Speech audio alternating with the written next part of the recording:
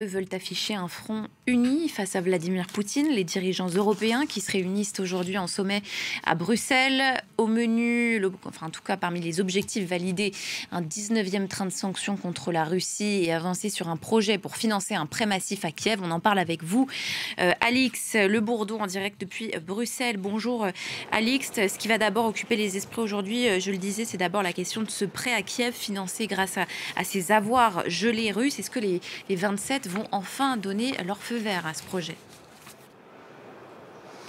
Eh bien écoutez, le pays le plus inquiet dans ce dossier, c'est la Belgique. La Belgique qui abrite une grande partie de ses avoirs gelés russes au sein d'une société belge qui s'appelle Euroclear, ici à Bruxelles. Résultat, à son arrivée ici dans ce bâtiment du Conseil européen ce matin, eh bien, le Premier ministre belge a averti qu'il bloquerait toute décision s'il n'obtenait pas de garantie. Alors concrètement, il demande 3 garanties. La première, c'est la mutualisation complète des risques. La deuxième, c'est la participation de tous les États membres si de l'argent devait être remboursé.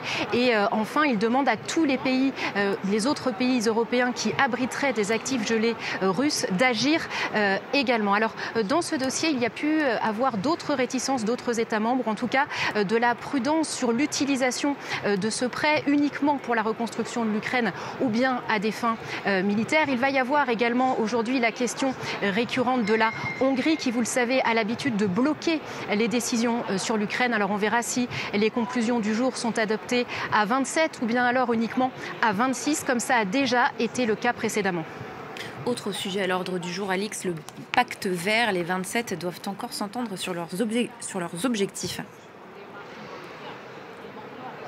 Alors en effet, ça c'est un sujet explosif et d'ailleurs en début de semaine, la présidente de la Commission européenne a envoyé une lettre aux chefs d'État et de gouvernement pour tenter de calmer les esprits.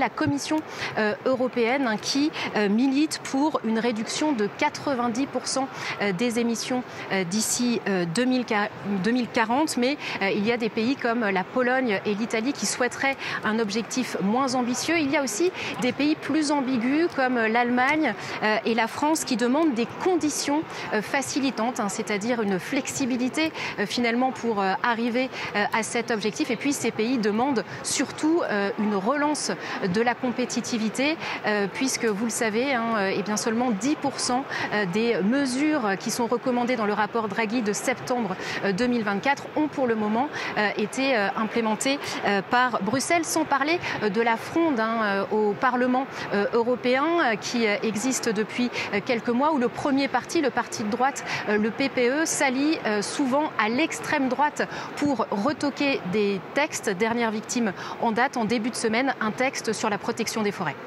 Alix Le Bourdeau en direct de Bruxelles. Merci pour vos précisions. À la une.